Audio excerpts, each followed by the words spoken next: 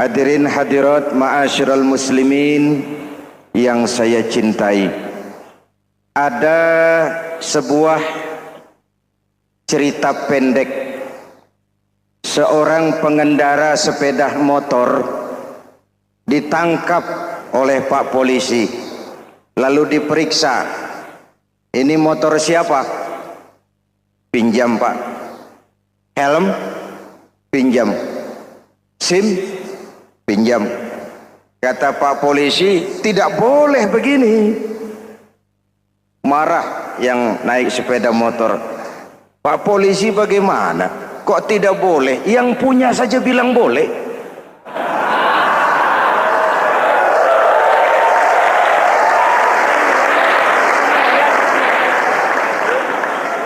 Cerita ini memberikan gambaran bagaimana masyarakat kita sekarang cenderung memboleh-bolehkan diri sendiri, melahirkan permissive society.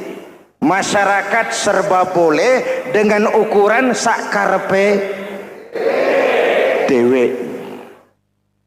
Itu sebabnya agama diturunkan. Dalam contoh yang indah, Rasul memberikan gambaran bahwa Islam ini bagaikan sebuah bangunan yang komponen pokoknya 5. Bunyal Islamu ala khamsin.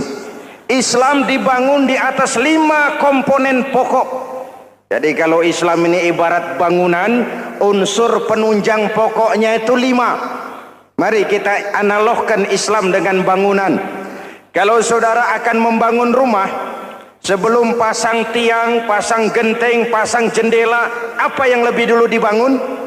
Fondasi.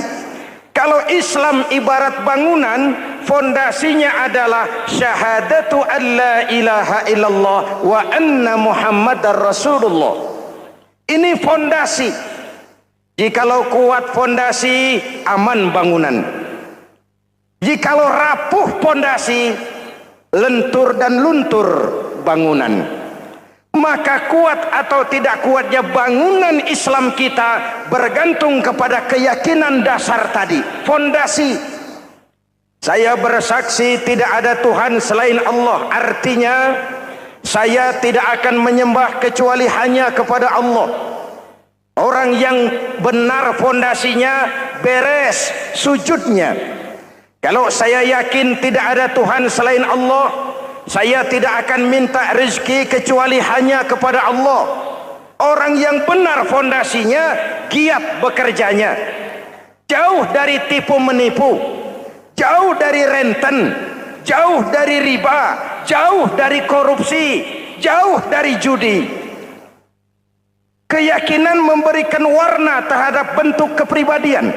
Kalau saya yakin tidak ada Tuhan selain Allah, saya tidak akan pernah takut kecuali hanya kepada Allah.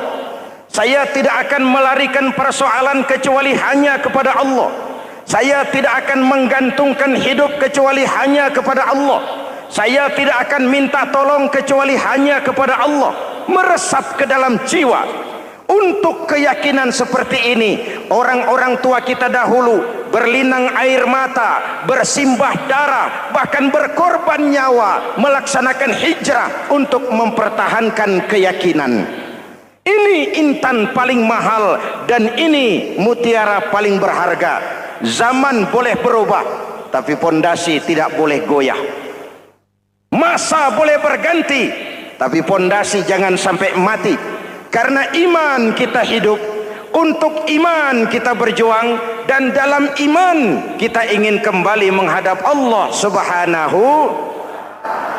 Masih ingat cerita tentang Bilal? Masih? Mengulang kaji saja. Bilal itu budak sahaya. Ketika masuk Islam, dipanggil oleh majikannya. Bilal, iya bos. Saya dengar kamu masuk Islam ya? Iya bos. Kok berani-beraninya kamu masuk Islam? Memangnya kamu budak siapa Bilal? Iya budak bos.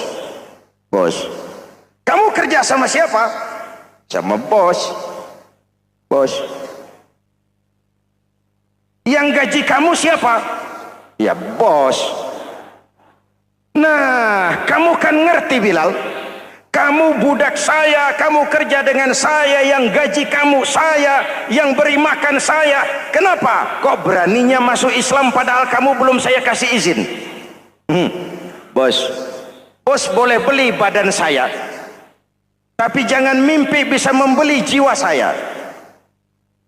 Tuhan boleh kuasai badan saya, tapi jangan mimpi bisa menguasai keyakinan saya. Saya memang benar Tuhan yang gaji, tapi kan saya digaji, saya kerja. Kerja itu kewajiban saya, gaji itu hak saya. Soal keyakinan, jangan ikut campur bos. Kurang ajar kamu Bilal. Biarin. Bilal, begini saja. Kalau kau mau meninggalkan keyakinanmu, meninggalkan Allah Tuhanmu, kau akan kami merdekakan. Tapi kalau kau tetap dalam keyakinanmu, kamu akan saya siksa sampai mati. Bagaimana? Jangan mimpi bos. Lebih baik mati berkalang tanah daripada hidup bercermin bangkai. Biar saya gugur membela keyakinan daripada hidup jadi penjilat menjual akidah. Itu prinsip.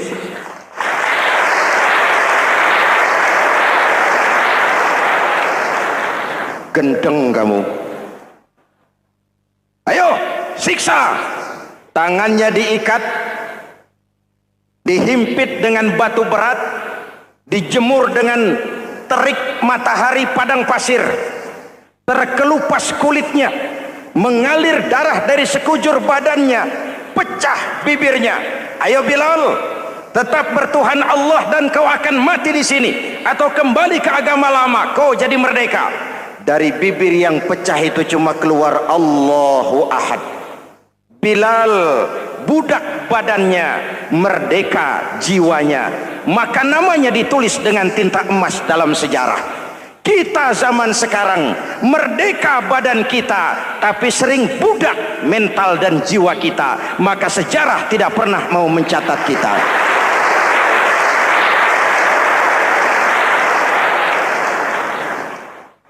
Masyarul muslimin yang saya cintai, fondasi sudah. Lalu apa lagi? Mulai memancangkan tiang. Tiangnya 5. Ada tiang namanya zuhur, asar, maghrib, subuh, isya. Tetapi agar bangunan menjadi kuat, ada tiang-tiang tambahan. Namanya rawatib dan nawafil.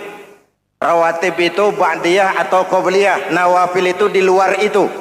Agar bangunan menjadi kuat, dibentuk pribadi lewat solat. Apa filsafatnya? Pertama, solat itu simbol penyerahan total kepada Allah. Kita ini sudah kontrak. Innallaha astara minal mu'minina anfusahum wa amwalahum bi anna lahumul jannah. Allah telah membeli dari orang-orang mukmin diri mereka, harta mereka, bagi mereka adalah surga. Penjual kita orang beriman, pembeli Allah, dagangannya amwal dan anfus, harganya adalah surga. Jelas? Penyerahan total itu dimulai dengan takbiratul ihram. Shalli fardal isya, Allahu akbar. Arahkan mata ke tempat kita sujud. Jangan lupa kalau sudah di atas, lupa dengan yang di bawah. Sudah jadi genteng, petatang peteteng di atas. Lalu bilang, merasa capek sendiri, kata genteng kepada tiang. Tiang, kamu sih enak, kata genteng.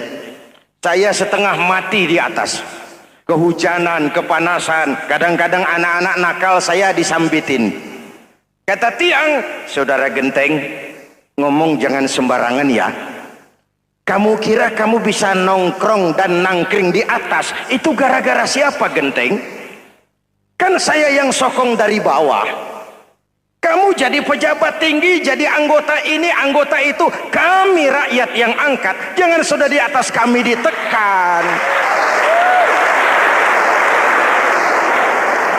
Jangan agama dijadikan topeng untuk kepentingan pribadi. Berpolitik untuk kepentingan agama, ayo. Tapi menjual agama untuk kepentingan politik, itu yang merusak agama.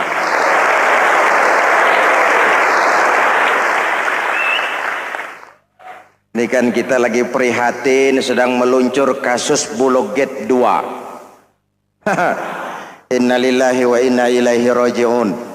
Kita lihat sajalah para petinggi kita sekarang bagaimana menyikapi hukum. Sebab saya dengar ada bargaining, orang takut teriak maling sapi karena DE maling wedus. Tidak berani teriak ada maling sapi karena dia maling kambing. Yang lain maling ayam, dikumpulin ternyata maling semua.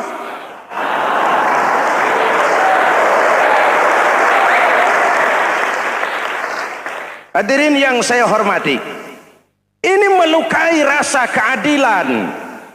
Oleh karena itu sholat mengajarkan kepada kita, dalam posisi berdiri, lihat tempat sujudmu. Jangan menteleng terus ke atas, lalu lupa dari mana kita berangkat.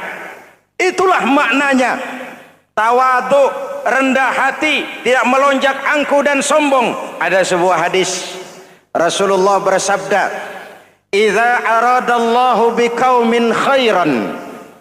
Apabila Allah menginginkan kebaikan kepada satu bangsa, apabila Allah menginginkan kebaikan kepada satu kelompok rakyat, walla alaihim khulama'uhum, maka yang naik jadi pemimpin adalah orang-orang yang santun, orang-orang yang lemah lembut, bukan orang yang menggunakan kekerasan dan tiran, sedikit-sedikit main pecat.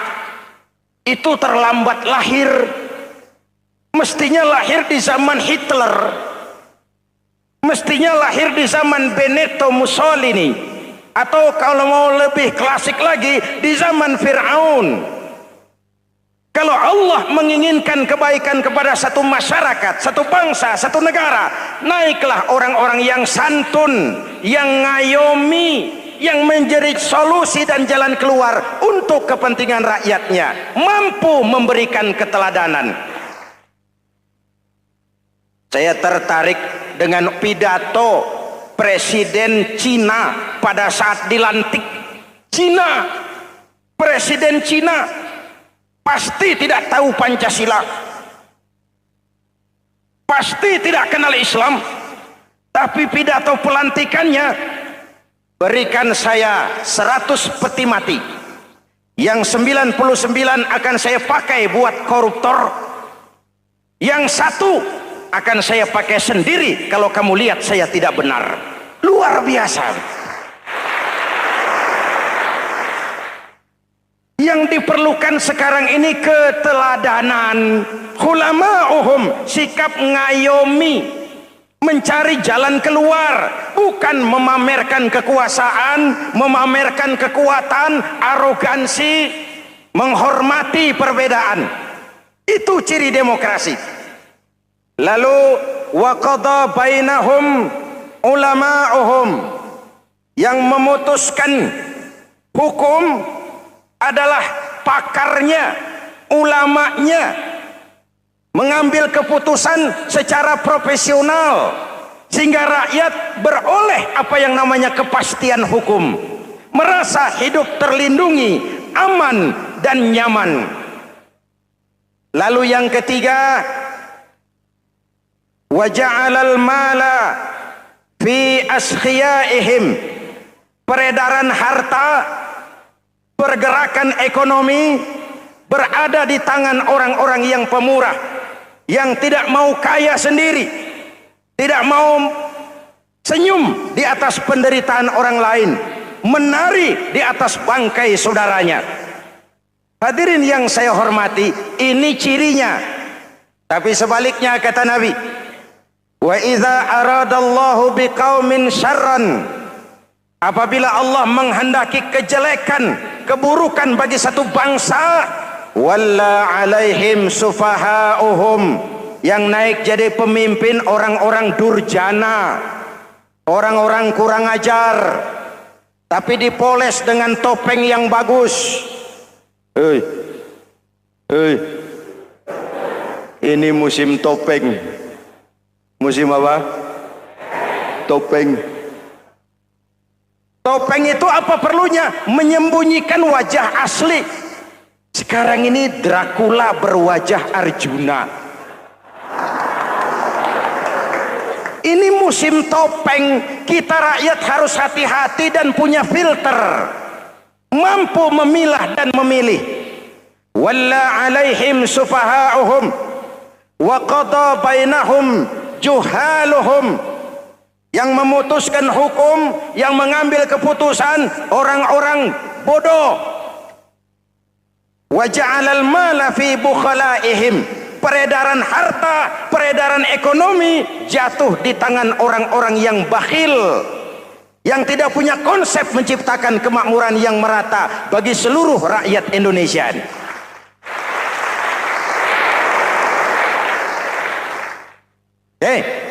Kita kembali kepada tiang. Ini kan lagi cerita tiang tadi ya. Kalau sedang berdiri, lihat tempat sujud, jangan menteleng terus ke atas. Terserang penyakit tamak bin rakus alias serakah.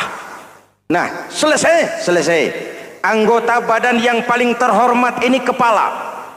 Ketika sujud, sama rendahnya dengan telapak kaki. Allahu Akbar, yang besar cuma Allah. Apa bedanya saya dengan saudara? Tidak ada, kecuali saya ngomong saudara dengerin. Kita sama-sama beribadah, sama-sama mencari nilai tambah di hadapan Allah. Apa saya lebih penting dari saudara? Belum tentu. Apa saya lebih hebat dari saudara? Belum tentu. Perasaan lebih penting, lebih hebat, lebih jago setan. Jelas? Ayo tundukkan kepala. Dia sama rendahnya dengan telapak kaki kita. Yang besar cuma Allah. Allahu Akbar. Lalu diakhiri dengan menebarkan salam. Assalamualaikum warahmatullahi. Assalamualaikum warahmatullahi. Menebarkan salam, mewujudkan rasa aman, damai, bukan menimbulkan keresahan. Hadirin yang saya hormati, ini karakteristik kita. Selesai sholat, kembali ke masyarakat, ajaran salam diterjemahkan. Apa? Rasulullah Sallallahu Alaihi Wasallam bersabda, "Ufsus salam, wasilul arham, wa at'imut ta'am, wa sallu bil laili wan nasu niyam, tadkhulul jannata bisalam." Pertama, ufsus salam, tebarkan salam. Tebarkan salam itu bukan cuma kalau ketemu orang assalamualaikum, assalamualaikum. Iya, itu zahirnya. Tetapi hidup di tengah masyarakat memberikan rasa aman, rasa damai, menjadi pengayom bagi lingkungan, menjadi rahmah bagi semesta. Dalam Islam jangankan manusia, binatang saja dilindungi kok. Betul? Betul? Coba kalau belajar istinja itu kan makruh buang air kecil di tanah yang berlubang. Kenapa? Pertama, melindungi binatang yang ada dalam lubang. Siapa tahu di lubang yang saudara kencingi ada semut sedang rapat. Membahas Bologet jilid 2. Apa dosanya lalu mati dikencingi? Ini namanya rahmatan lis semut. Binatang saja dilindungi. Ada hadis, kalau kamu menyembelih hewan, sembelilah dengan cara yang terbaik. Jangan menyembelih ayam dengan pisau tumpul. Ini ajaran apa? Ajaran tentang peri kebinatangan. Rahmatan, memberikan rahmah, salam, keselamatan dan kedamaian kepada masyarakat lingkungan. Itu misi seorang muslim.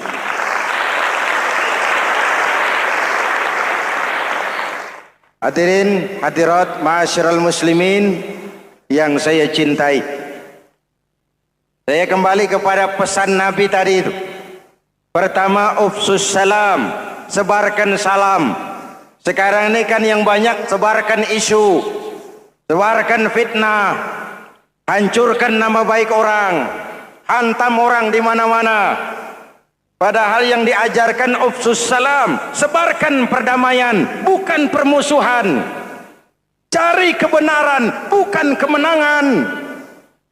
Lalu yang kedua, wasilul arham, sambungkan silaturahmi, tegakkan semangat kekeluargaan dan persaudaraan. Karena kita sudah diikat dengan tali akidah. Mari kita saling bertanya setelah lewat hari-hari yang dimana kita seperti saling berhadapan, seperti tercabut dari akar budaya kita sebagai bangsa. Semangat gotong royong, semangat kekeluargaan makin lentur dan luntur, dan perlu kita angkat kembali ke permukaan. Silul arham, sambungkan semangat silaturahmi. Wa at'imut ta'am, berikan makan orang-orang yang kelaparan. Mempunyai kepekaan dan kepedulian. Jangan menari di atas penderitaan orang. Jangan tersenyum di atas isak tangis tetangga. At'imut ta'am, mempunyai kepedulian yang tinggi. Wasallu bil laili wan nasu niyam, bangunlah di keheningan malam ketika orang sedang tidur. Istilah saya, kalau mau telepon Allah, jangan lupa nomor teleponnya, 44342. Jumlahnya 17. Zuhur, asar, maghrib, isya, subuh, 44342. Jangan ragu-ragu. Kalau angka cukup, telepon sambung. Kalau angka kurang, hati-hati salah sambung.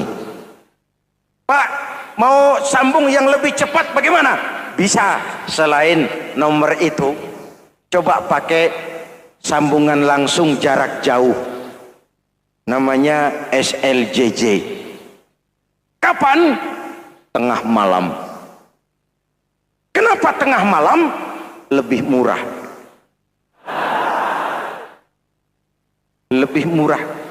Saluran kosong, telepon jarang yang pakai, orang banyak tidur.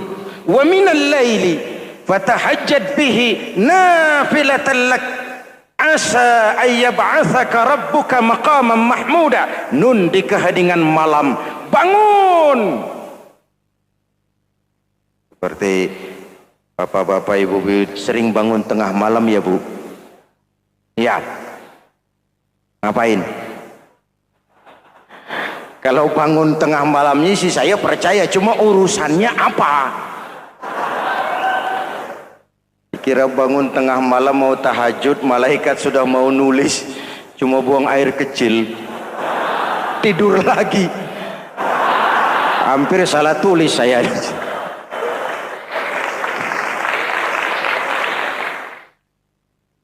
Baik, fondasi sudah Pak, tiang siap, siap.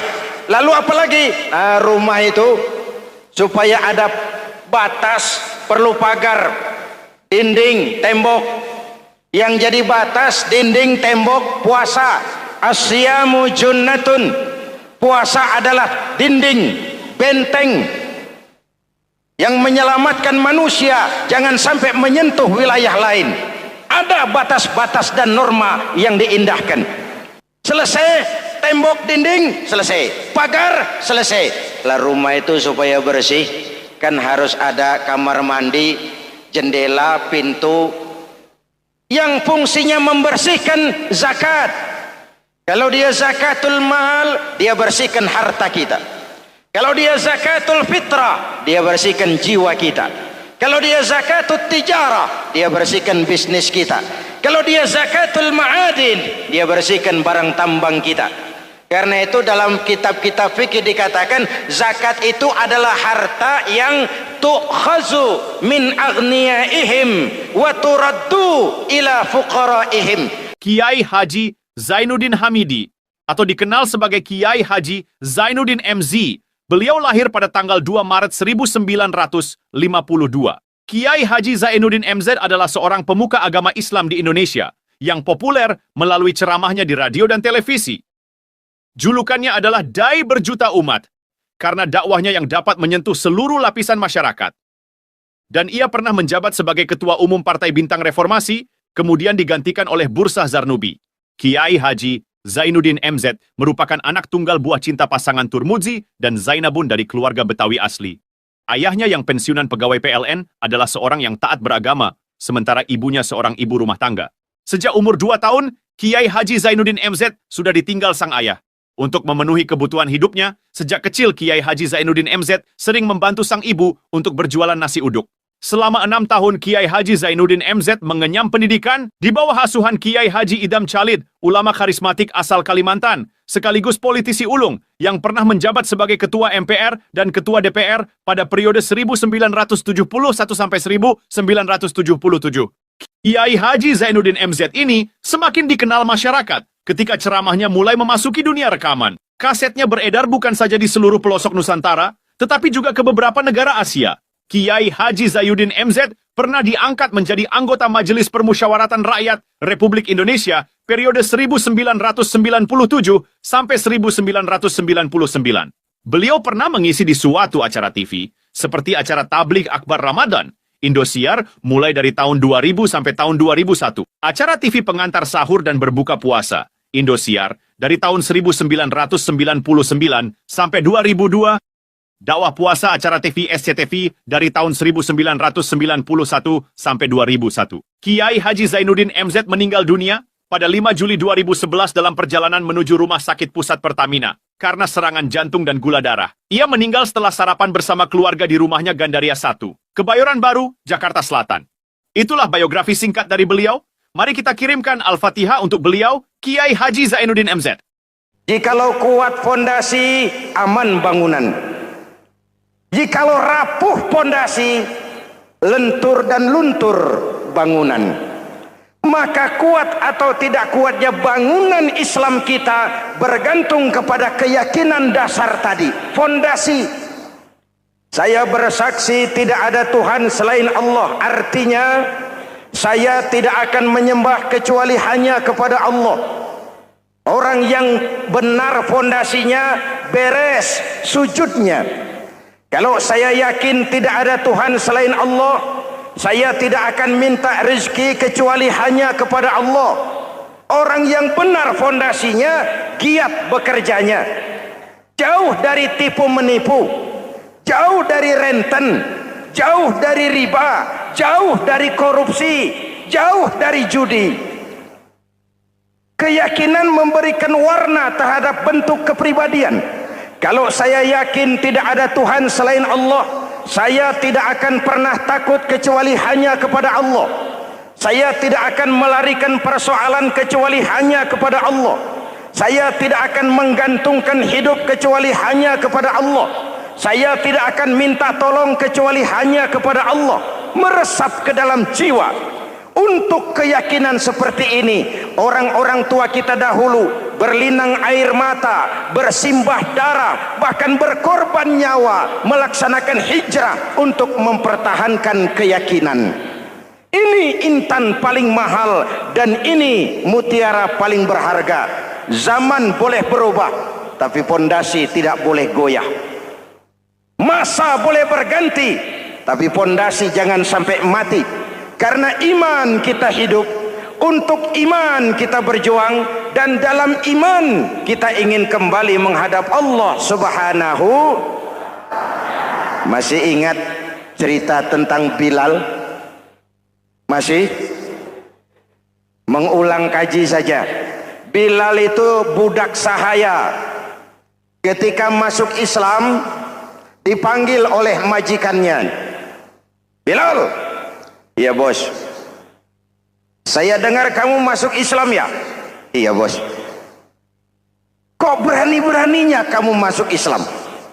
Memangnya kamu budak siapa Bilal? Iya budak bos. Bos. Kamu kerja sama siapa? Sama bos. Bos. Yang gaji kamu siapa? Ya bos. Nah, kamu kan ngerti Bilal, kamu budak saya, kamu kerja dengan saya, yang gaji kamu saya, yang beri makan saya. Kenapa? Kok beraninya masuk Islam padahal kamu belum saya kasih izin? Bos, bos boleh beli badan saya, tapi jangan mimpi bisa membeli jiwa saya. Tuhan boleh kuasai badan saya, Tapi jangan mimpi bisa menguasai keyakinan saya. Saya memang benar Tuhan yang gaji, tapi kan saya digaji, saya kerja. Kerja itu kewajiban saya, gaji itu hak saya. Soal keyakinan, jangan ikut campur bos. Kurang ajar kamu Bilal. Biarin. Bilal, begini saja. Kalau kau mau meninggalkan keyakinanmu, meninggalkan Allah Tuhanmu, kau akan kami merdekakan. Tapi kalau kau tetap dalam keyakinanmu, kamu akan saya siksa sampai mati. Bagaimana? Jangan mimpi, bos. Lebih baik mati berkalang tanah daripada hidup bercermin bangkai. Biar saya gugur membela keyakinan daripada hidup jadi penjilat menjual akidah. Itu prinsip.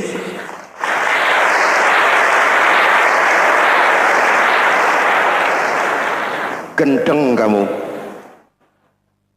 Ayo, siksa. Tangannya diikat, dihimpit dengan batu berat, dijemur dengan terik matahari padang pasir, terkelupas kulitnya, mengalir darah dari sekujur badannya, pecah bibirnya. Ayo Bilal, tetap bertuhan Allah dan kau akan mati di sini, atau kembali ke agama lama, kau jadi merdeka. Dari bibir yang pecah itu cuma keluar Allahu Ahad. Bilal budak badannya, merdeka jiwanya, maka namanya ditulis dengan tinta emas dalam sejarah. Kita zaman sekarang merdeka badan kita, tapi sering budak mental dan jiwa kita, maka sejarah tidak pernah mau mencatat kita.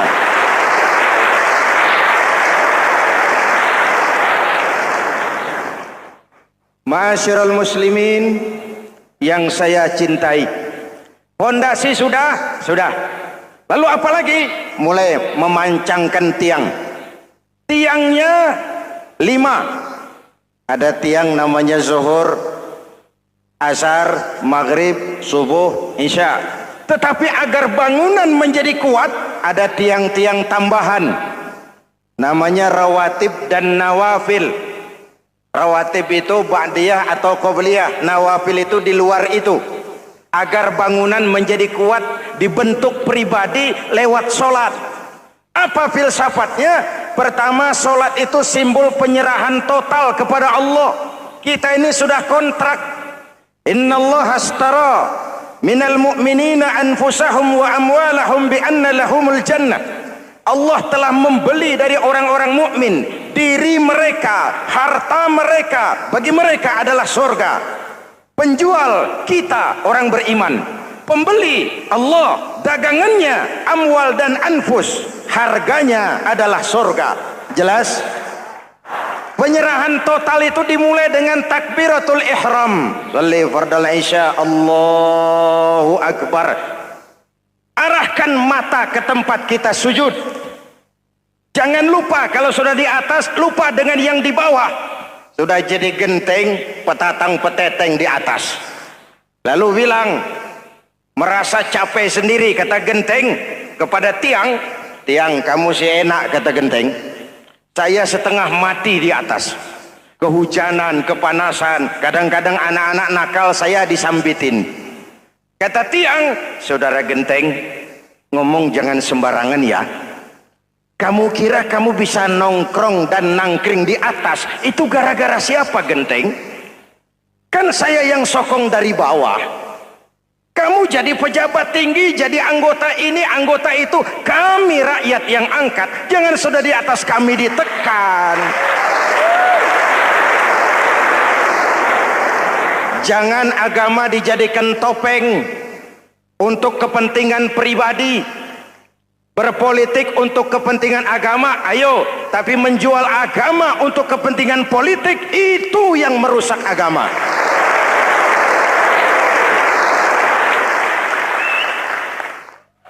Ini kan kita lagi prihatin, sedang meluncur kasus Bulog Gate 2. Innalillahi wa inna ilaihi raji'un. Kita lihat sajalah para petinggi kita sekarang bagaimana menyikapi hukum. Sebab saya dengar ada bargaining. Orang takut teriak maling sapi karena DE maling wedus. Tidak berani teriak ada maling sapi karena dia maling kambing. Yang lain maling ayam, dikumpulin ternyata maling semua.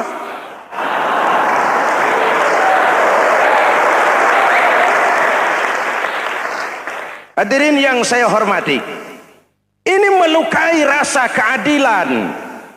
Oleh karena itu sholat mengajarkan kepada kita, dalam posisi berdiri, lihat tempat sujudmu, jangan menteleng terus ke atas lalu lupa dari mana kita berangkat. Itulah maknanya tawadhu, rendah hati, tidak melonjak angku dan sombong. Ada sebuah hadis Rasulullah bersabda, "Idza aradallahu biqaumin khairan," apabila Allah menginginkan kebaikan kepada satu bangsa, apabila Allah menginginkan kebaikan kepada satu kelompok rakyat, walla alaihim khulama'uhum, maka yang naik jadi pemimpin adalah orang-orang yang santun, orang-orang yang lemah lembut, bukan orang yang menggunakan kekerasan dan tiran, sedikit-sedikit main pecat. Itu terlambat lahir. Mestinya lahir di zaman Hitler, mestinya lahir di zaman Benito Mussolini, atau kalau mau lebih klasik lagi di zaman Fir'aun.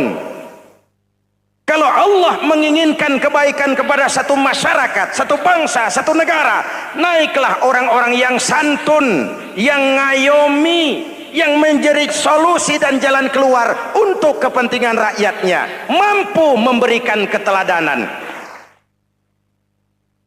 Saya tertarik dengan pidato Presiden Cina pada saat dilantik. Cina, Presiden Cina pasti tidak tahu Pancasila, pasti tidak kenal Islam, tapi pidato pelantikannya, berikan saya 100 peti mati, yang 99 akan saya pakai buat koruptor, yang satu akan saya pakai sendiri kalau kamu lihat saya tidak benar. Luar biasa. Yang diperlukan sekarang ini keteladanan, khulama'uhum, sikap ngayomi, mencari jalan keluar, bukan memamerkan kekuasaan, memamerkan kekuatan, arogansi, menghormati perbedaan. Itu ciri demokrasi. Lalu waqadha bainahum ulama'uhum, yang memutuskan hukum adalah pakarnya, ulamanya, mengambil keputusan secara profesional sehingga rakyat beroleh apa yang namanya kepastian hukum, merasa hidup terlindungi, aman dan nyaman. Lalu yang ketiga, wa ja'alal mala fi askhiyaihim, peredaran harta, pergerakan ekonomi berada di tangan orang-orang yang pemurah, yang tidak mau kaya sendiri, tidak mau senyum di atas penderitaan orang lain, menari di atas bangkai saudaranya. Hadirin yang saya hormati, ini cirinya. Tapi sebaliknya kata Nabi, wa idza aradallahu biqaumin syarran, apabila Allah menghendaki kejelekan, keburukan bagi satu bangsa, walla alaihim sufahauhum, yang naik jadi pemimpin orang-orang durjana, orang-orang kurang ajar, tapi dipoles dengan topeng yang bagus. Ini musim topeng. Musim apa? Topeng. Topeng itu apa perlunya? Menyembunyikan wajah asli. Sekarang ini Dracula berwajah Arjuna. Ini musim topeng. Kita rakyat harus hati-hati dan punya filter, mampu memilah dan memilih. walla alaihim sufaha'uhum wa qada bainahum juhaluhum. Yang memutuskan hukum, yang mengambil keputusan orang-orang bodoh. Wa ja'alal mala fi bukhalaihim. Peredaran harta, peredaran ekonomi jatuh di tangan orang-orang yang bakhil, yang tidak punya konsep menciptakan kemakmuran yang merata bagi seluruh rakyat Indonesia.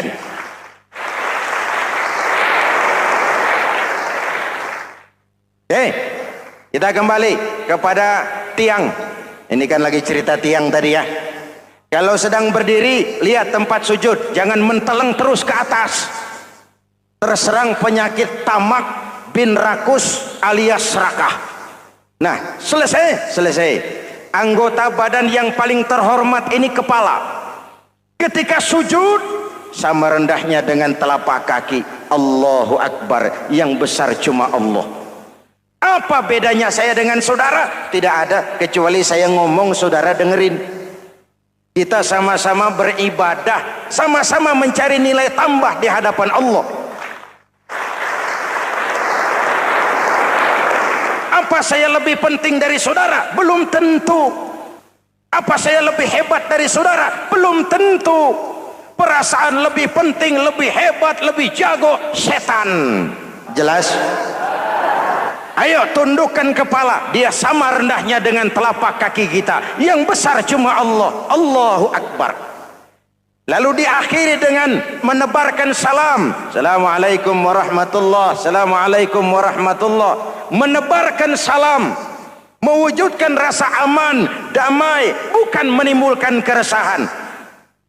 Hadirin yang saya hormati. Ini karakteristik kita. Selesai sholat, kembali ke masyarakat, ajaran salam diterjemahkan. Apa? Rasulullah sallallahu alaihi wasallam bersabda, "Ufsus salam, wasilul arham, wa at'imut ta'am, wa sallu bil laili wan nasu niyam, tadkhulul jannata bisalam." Pertama, ufsus salam, tebarkan salam. Tebarkan salam itu bukan cuma kalau ketemu orang assalamualaikum, assalamualaikum. Iya, itu zahirnya. Tetapi hidup di tengah masyarakat memberikan rasa aman, rasa damai, menjadi pengayom bagi lingkungan, menjadi rahmah bagi semesta. Dalam Islam jangankan manusia, binatang saja dilindungi kok. Betul? Betul? Coba kalau belajar istinja itu kan makruh buang air kecil di tanah yang berlubang. Kenapa?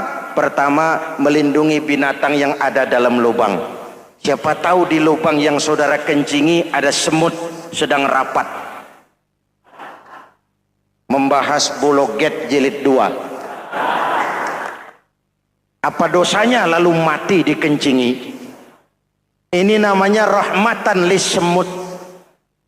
Binatang saja dilindungi.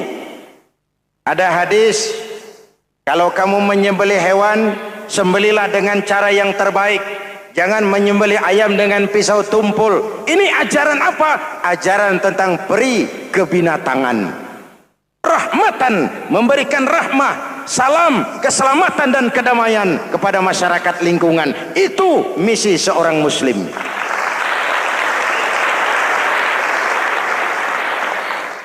Hadirin, hadirat, ma'asyiral muslimin yang saya cintai.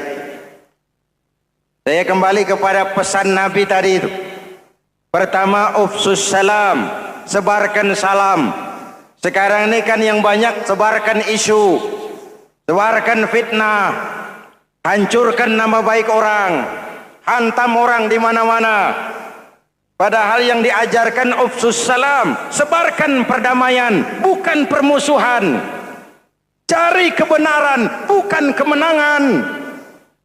Lalu yang kedua, wasilul arham, sambungkan silaturahmi, tegakkan semangat kekeluargaan dan persaudaraan. Karena kita sudah diikat dengan tali akidah. Mari kita saling bertanya setelah lewat hari-hari yang dimana kita seperti saling berhadapan, seperti tercabut dari akar budaya kita sebagai bangsa. semangat gotong royong, semangat kekeluargaan makin lentur dan luntur, dan perlu kita angkat kembali ke permukaan. Silul arham, sambungkan semangat silaturahmi. Wa at'imut ta'am, berikan makan orang-orang yang kelaparan, mempunyai kepekaan dan kepedulian. Jangan menari di atas penderitaan orang, jangan tersenyum di atas isak tangis tetangga. At'imut ta'am, mempunyai kepedulian yang tinggi. Wasallu bil laili wan nasu niyam, bangunlah di keheningan malam ketika orang sedang tidur. Istilah saya, kalau mau telepon Allah, jangan lupa nomor teleponnya, 44342, jumlahnya 17. Zuhur, asar, maghrib, isya, subuh, 44342. Jangan ragu-ragu, kalau angka cukup telepon sambung, kalau angka kurang hati-hati salah sambung. Pak, mau sambung yang lebih cepat bagaimana? Bisa, selain nomor itu coba pakai sambungan langsung jarak jauh, namanya SLJJ. Kapan? Tengah malam. Kenapa tengah malam? Lebih murah. Lebih murah. Saluran kosong, telepon jarang yang pakai, orang banyak tidur. Wa minal laili fatahajjad bihi nafilatan lak asa ayyab'atsaka rabbuka maqaman mahmuda. Nun di keheningan malam, bangun. Seperti bapak-bapak, ibu-ibu sering bangun tengah malam ya Bu? Iya. Ngapain?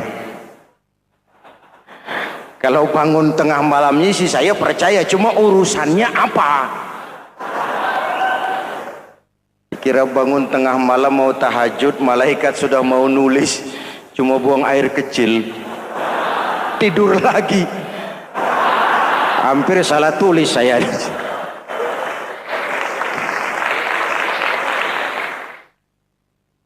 Baik, fondasi sudah Pak, tiang siap, lalu apa lagi? Nah, rumah itu supaya ada batas, perlu pagar, dinding, tembok. Yang jadi batas, dinding, tembok, puasa. Asyamu junnatun, puasa adalah dinding, benteng yang menyelamatkan manusia jangan sampai menyentuh wilayah lain. Ada batas-batas dan norma yang diindahkan. Selesai, tembok, dinding, selesai. Pagar, selesai. Lah rumah itu supaya bersih, kan harus ada kamar mandi, jendela, pintu, yang fungsinya membersihkan zakat. Kalau dia zakatul mal, dia bersihkan harta kita. Kalau dia zakatul fitrah, dia bersihkan jiwa kita. Kalau dia zakatul tijarah, dia bersihkan bisnis kita. Kalau dia zakatul ma'adin, dia bersihkan barang tambang kita. Karena itu dalam kitab-kitab fikih dikatakan zakat itu adalah harta yang tu'khazu min aghniyaihim wa turaddu ila fuqaraihim. Jikalau kuat fondasi, aman bangunan. Jikalau rapuh fondasi, lentur dan luntur bangunan. Maka kuat atau tidak kuatnya bangunan Islam kita bergantung kepada keyakinan dasar tadi, fondasi. Saya bersaksi tidak ada Tuhan selain Allah, artinya saya tidak akan menyembah kecuali hanya kepada Allah. Orang yang benar fondasinya beres sujudnya. Kalau saya yakin tidak ada Tuhan selain Allah, saya tidak akan minta rezeki kecuali hanya kepada Allah. Orang yang benar fondasinya, giat bekerjanya, jauh dari tipu menipu, jauh dari renten, jauh dari riba, jauh dari korupsi, jauh dari judi. Keyakinan memberikan warna terhadap bentuk kepribadian. Kalau saya yakin tidak ada Tuhan selain Allah, saya tidak akan pernah takut kecuali hanya kepada Allah. Saya tidak akan melarikan persoalan kecuali hanya kepada Allah. Saya tidak akan menggantungkan hidup kecuali hanya kepada Allah. Saya tidak akan minta tolong kecuali hanya kepada Allah. Meresap ke dalam jiwa. Untuk keyakinan seperti ini, orang-orang tua kita dahulu berlinang air mata, bersimbah darah, bahkan berkorban nyawa, melaksanakan hijrah untuk mempertahankan keyakinan. Ini intan paling mahal dan ini mutiara paling berharga. Zaman boleh berubah, tapi pondasi tidak boleh goyah. Masa boleh berganti, tapi pondasi jangan sampai mati. Karena iman kita hidup, untuk iman kita berjuang, dan dalam iman kita ingin kembali menghadap Allah Subhanahu. Masih ingat cerita tentang Bilal? Masih? Mengulang kaji saja. Bilal itu budak sahaya. Ketika masuk Islam, dipanggil oleh majikannya. Bilal, iya bos. Saya dengar kamu masuk Islam ya? Iya bos. Kok berani-beraninya kamu masuk Islam? Memangnya kamu budak siapa Bilal? Iya budak bos. Bos. Kamu kerja sama siapa? Sama bos. Bos. Yang gaji kamu siapa? Ya bos. Nah, kamu kan ngerti Bilal. Kamu budak saya, kamu kerja dengan saya, yang gaji kamu saya, yang beri makan saya. Kenapa? Kok beraninya masuk Islam padahal kamu belum saya kasih izin? Bos, bos boleh beli badan saya, tapi jangan mimpi bisa membeli jiwa saya. Tuhan boleh kuasai badan saya, tapi jangan mimpi bisa menguasai keyakinan saya. Saya memang benar Tuhan yang gaji, tapi kan saya digaji, saya kerja. Kerja itu kewajiban saya, gaji itu hak saya. Soal keyakinan, jangan ikut campur bos. Kurang ajar kamu Bilal. Biarin. Bilal, begini saja. Kalau kau mau meninggalkan keyakinanmu, meninggalkan Allah Tuhanmu, kau akan kami merdekakan. Tapi kalau kau tetap dalam keyakinanmu, kamu akan saya siksa sampai mati. Bagaimana? Jangan mimpi bos. Lebih baik mati berkalang tanah daripada hidup bercermin bangkai. Biar saya gugur membela keyakinan daripada hidup jadi penjilat menjual akidah. Itu prinsip.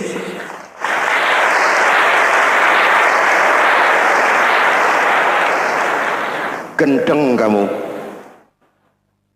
Ayo, siksa. Tangannya diikat, dihimpit dengan batu berat, dijemur dengan terik matahari padang pasir, terkelupas kulitnya, mengalir darah dari sekujur badannya, pecah bibirnya. Ayo Bilal, tetap bertuhan Allah dan kau akan mati di sini, atau kembali ke agama lama, kau jadi merdeka. Dari bibir yang pecah itu cuma keluar Allahu Ahad. Bilal, budak badannya, merdeka jiwanya. Maka namanya ditulis dengan tinta emas dalam sejarah.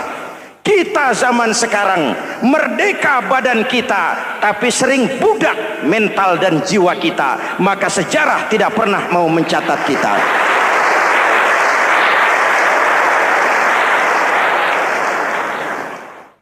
Masyarul muslimin yang saya cintai, fondasi sudah. Lalu apa lagi? Mulai memancangkan tiang. Tiangnya 5. Ada tiang namanya zuhur, asar, maghrib, subuh, isya. Tetapi agar bangunan menjadi kuat, ada tiang-tiang tambahan. Namanya rawatib dan nawafil. Rawatib itu ba'diyah atau qobliyah, nawafil itu di luar itu.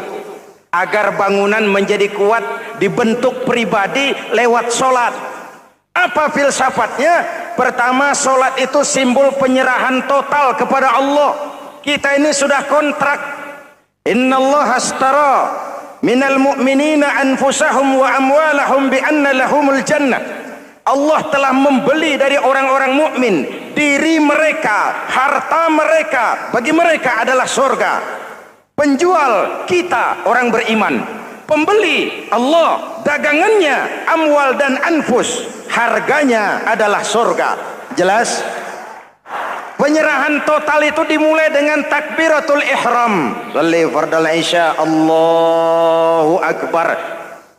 Arahkan mata ke tempat kita sujud. Jangan lupa kalau sudah di atas, lupa dengan yang di bawah. Sudah jadi genteng, petatang peteteng di atas. Lalu bilang, merasa capek sendiri, kata genteng kepada tiang. Tiang, kamu sih enak, kata genteng. Saya setengah mati di atas. Kehujanan, kepanasan, kadang-kadang anak-anak nakal saya disambitin. Kata tiang, saudara genteng, ngomong jangan sembarangan ya. Kamu kira kamu bisa nongkrong dan nangkring di atas, itu gara-gara siapa genteng? Kan saya yang sokong dari bawah. Kamu jadi pejabat tinggi, jadi anggota ini, anggota itu. Kami rakyat yang angkat. Jangan sudah di atas kami ditekan. Jangan agama dijadikan topeng untuk kepentingan pribadi. Berpolitik untuk kepentingan agama, ayo. Tapi menjual agama untuk kepentingan politik, itu yang merusak agama.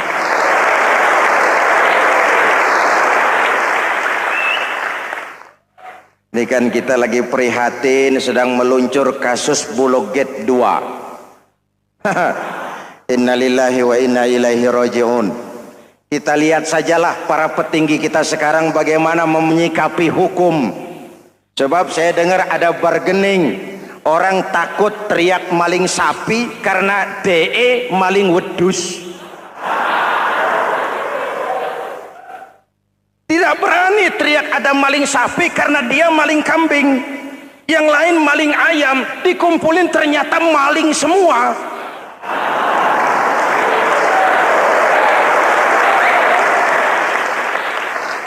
Hadirin yang saya hormati, ini melukai rasa keadilan.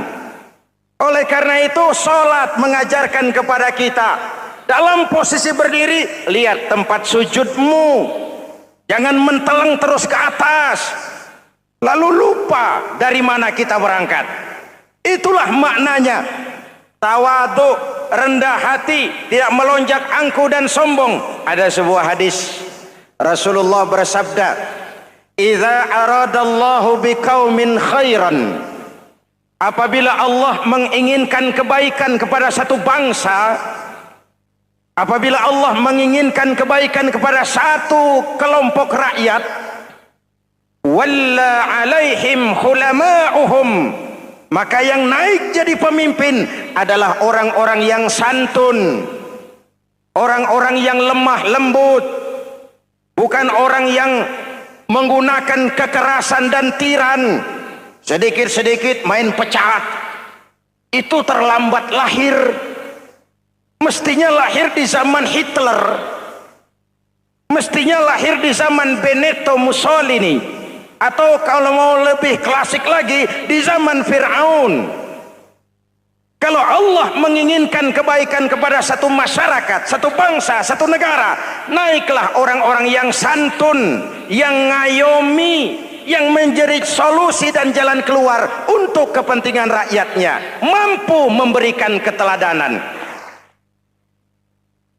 Saya tertarik dengan pidato Presiden Cina pada saat dilantik.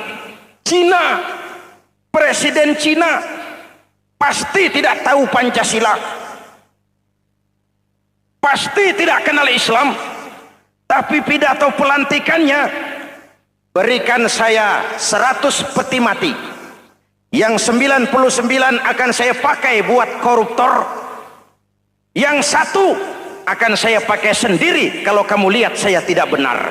Luar biasa.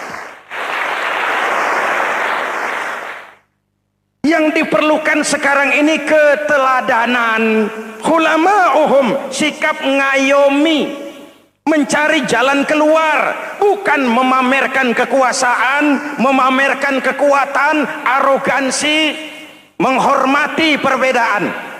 Itu ciri demokrasi. Lalu wa qada bainahum ulama'uhum, yang memutuskan hukum adalah pakarnya, ulamanya, mengambil keputusan secara profesional sehingga rakyat beroleh apa yang namanya kepastian hukum, merasa hidup terlindungi, aman dan nyaman. Lalu yang ketiga, wa ja'alal mala fi askhiyaihim, peredaran harta, pergerakan ekonomi berada di tangan orang-orang yang pemurah, yang tidak mau kaya sendiri, tidak mau senyum di atas penderitaan orang lain, menari di atas bangkai saudaranya. Hadirin yang saya hormati, ini cirinya. Tapi sebaliknya kata Nabi, wa idza aradallahu biqaumin syarran, apabila Allah menghendaki kejelekan, keburukan bagi satu bangsa, walla alaihim sufahauhum, yang naik jadi pemimpin orang-orang durjana, orang-orang kurang ajar, tapi dipoles dengan topeng yang bagus. Ini musim topeng. Musim apa? Topeng. Topeng itu apa perlunya? Menyembunyikan wajah asli. Sekarang ini Dracula berwajah Arjuna. Ini musim topeng. Kita rakyat harus hati-hati dan punya filter, mampu memilah dan memilih. Walla alaihim sufahauhum wa qada bainahum juhaluhum, yang memutuskan hukum, yang mengambil keputusan orang-orang bodoh. Wa ja'alal mala fi bukhalaihim, peredaran harta, peredaran ekonomi jatuh di tangan orang-orang yang bakhil, yang tidak punya konsep menciptakan kemakmuran yang merata bagi seluruh rakyat Indonesia.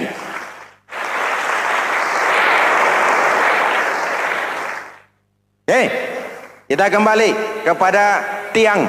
Ini kan lagi cerita tiang tadi ya. Kalau sedang berdiri, lihat tempat sujud, jangan menteleng terus ke atas. Terserang penyakit tamak bin rakus alias serakah. Nah, selesai. Anggota badan yang paling terhormat ini kepala. Ketika sujud, sama rendahnya dengan telapak kaki. Allahu Akbar, yang besar cuma Allah. Apa bedanya saya dengan saudara? Tidak ada, kecuali saya ngomong saudara dengerin. Kita sama-sama beribadah, sama-sama mencari nilai tambah di hadapan Allah. Apa saya lebih penting dari saudara? Belum tentu. Apa saya lebih hebat dari saudara? Belum tentu. Perasaan lebih penting, lebih hebat, lebih jago setan. Jelas? Ayo tundukkan kepala, dia sama rendahnya dengan telapak kaki kita. Yang besar cuma Allah. Allahu Akbar. Lalu diakhiri dengan menebarkan salam. Assalamualaikum warahmatullah. Assalamualaikum warahmatullah. Menebarkan salam, mewujudkan rasa aman, damai, bukan menimbulkan keresahan. Hadirin yang saya hormati, ini karakteristik kita. Selesai sholat, kembali ke masyarakat, ajaran salam diterjemahkan. Apa? Rasulullah sallallahu alaihi wasallam bersabda, "Ufsus salam, wasilul arham, wa at'imut ta'am, wa sallu bil laili wan nasu niyam, tadkhulul jannata bisalam." Pertama, ufsus salam, tebarkan salam. Tebarkan salam itu bukan cuma kalau ketemu orang assalamualaikum, assalamualaikum. Iya, itu zahirnya. Tetapi hidup di tengah masyarakat memberikan rasa aman, rasa damai, menjadi pengayom bagi lingkungan, menjadi rahmah bagi semesta. Dalam Islam jangankan manusia, binatang saja dilindungi kok. Betul? Betul? Coba kalau belajar istinja itu kan makruh buang air kecil di tanah yang berlubang. Kenapa? Pertama, melindungi binatang yang ada dalam lubang. Siapa tahu di lubang yang saudara kencingi ada semut sedang rapat. Membahas Bologet jilid 2. Apa dosanya lalu mati dikencingi? Ini namanya rahmatan lis semut. Binatang saja dilindungi. Ada hadis, kalau kamu menyembelih hewan, sembelilah dengan cara yang terbaik. Jangan menyembelih ayam dengan pisau tumpul. Ini ajaran apa? Ajaran tentang peri kebinatangan. Rahmatan, memberikan rahmah, salam, keselamatan dan kedamaian kepada masyarakat lingkungan. Itu misi seorang muslim.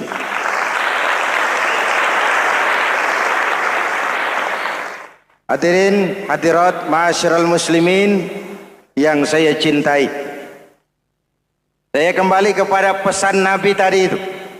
Pertama, ufsus salam, sebarkan salam. Sekarang ini kan yang banyak sebarkan isu, sebarkan fitnah, hancurkan nama baik orang, hantam orang di mana-mana. Padahal yang diajarkan ufsus salam, sebarkan perdamaian, bukan permusuhan. Cari kebenaran, bukan kemenangan. Lalu yang kedua, wasilul arham, sambungkan silaturahmi, tegakkan semangat kekeluargaan dan persaudaraan. Karena kita sudah diikat dengan tali akidah. Mari kita saling bertanya setelah lewat hari-hari yang dimana kita seperti saling berhadapan, seperti tercabut dari akar budaya kita sebagai bangsa. Semangat gotong royong, semangat kekeluargaan makin lentur dan luntur, dan perlu kita angkat kembali ke permukaan. Silul arham, sambungkan semangat silaturahmi. Wa at'imut ta'am, berikan makan orang-orang yang kelaparan. Mempunyai kepekaan dan kepedulian. Jangan menari di atas penderitaan orang, jangan tersenyum di atas isak tangis tetangga. At'imut ta'am, mempunyai kepedulian yang tinggi. Wasallu bil laili wan nasu niyam, bangunlah di keheningan malam ketika orang sedang tidur. Istilah saya, kalau mau telepon Allah, jangan lupa nomor teleponnya, 44342. Jumlahnya 17. Zuhur, asar, maghrib, isya, subuh, 44342. Jangan ragu-ragu. Kalau angka cukup, telepon sambung. Kalau angka kurang, hati-hati salah sambung. Pak, mau sambung yang lebih cepat bagaimana? Bisa. Selain nomor itu, coba pakai sambungan langsung jarak jauh. Namanya SLJJ. Kapan? Tengah malam. Kenapa tengah malam? Lebih murah. Lebih murah. Saluran kosong, telepon jarang yang pakai, orang banyak tidur. Wa minal laili fatahajjad bihi nafilatan lak asa ayyab'atsaka rabbuka maqaman mahmuda. Nun di keheningan malam, bangun. Seperti bapak-bapak, ibu-ibu sering bangun tengah malam ya Bu? Ya. Ngapain? Kalau bangun tengah malamnya sih saya percaya, cuma urusannya apa? Kira bangun tengah malam mau tahajud, malaikat sudah mau nulis, cuma buang air kecil, tidur lagi. Hampir salah tulis saya.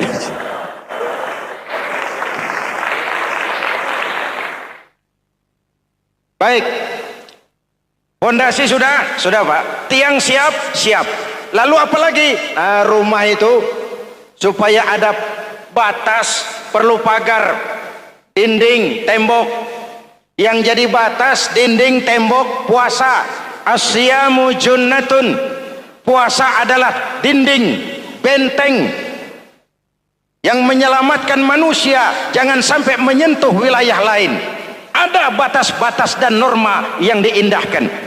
Selesai, tembok dinding selesai, pagar selesai. Lah rumah itu supaya bersih kan harus ada kamar mandi, jendela, pintu yang fungsinya membersihkan zakat. Kalau dia zakatul mal, dia bersihkan harta kita. Kalau dia zakatul fitrah, dia bersihkan jiwa kita. Kalau dia zakatul tijarah, dia bersihkan bisnis kita. Kalau dia zakatul ma'adin, dia bersihkan barang tambang kita. Karena itu dalam kitab-kitab fikih dikatakan zakat itu adalah harta yang tu'khazu min aghniyaihim wa turaddu ila fuqaraihim. Man bana masjidan, siapa yang bangun masjid, banallah mithlahu baitan fil jannah, dibangunkan Allah untuknya satu tempat di surga. Inilah pahala bagi orang yang ikut infak dalam pembangunan masjid. Dijelaskan bahwa orang-orang yang ikut menginfakkan harta atau tenaganya dalam upaya pembangunan sebuah masjid di dunia, maka Allah akan membangunkan baginya sebuah rumah di surga. Rasulullah bersabda, siapa yang membangun masjid karena Allah, walaupun hanya selubang tempat burung bertelur atau lebih kecil, maka Allah bangunkan baginya rumah seperti itu pula di surga. Hadis riwayat Ibnu Majah. Di masjid itu bukan yang biasa-biasa, baru datang ke masjid nih, baru nyampe masjid nih, baru tiba, itu kata Nabi di hadis Muslim disebutkan sudah mendapatkan 25 kebaikan. Baru nyampe 25. Jarak satu keduanya, ma baina darajataini khamsumi'ati sanatin, 500 tahun. Dua ke 300 tahun. Tiga ke 4, 500 tahun. Masuk kaki kanan, baca doa, tambahkan lagi pahala. Diniatkan i'tikaf, kata Imam An-Nawawi dalam kitabnya At-Tibyan, dapat lagi pahala. Duduk kemudian sebelumnya tahiyatul masjid, pahala lagi. Tilawah, pahala lagi. Salat, zikir, pahala. Sampai pulang, pahala lagi.